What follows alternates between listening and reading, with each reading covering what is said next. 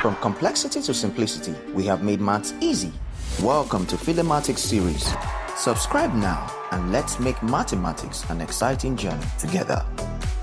In triangle PQR, QR is 2 cm, angle PRQ is 60 degrees, and angle PQR is 90 degrees. Find length PR. Whenever you see a right angle triangle with a side given and an included angle, what comes to your mind is trigonometric ratios.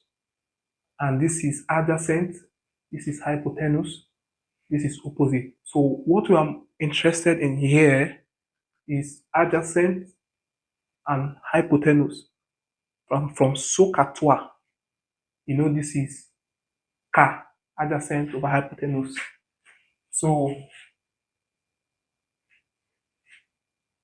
cos theta is simply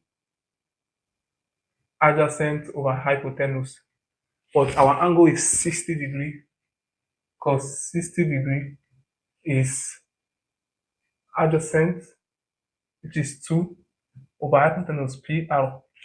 We're looking for PR, so PR will be 2 over. What's cos 60? Cos 60 is 1 over 2. And so PR will be 2 times 2. This is 4 cm. That's what PR is. That's B.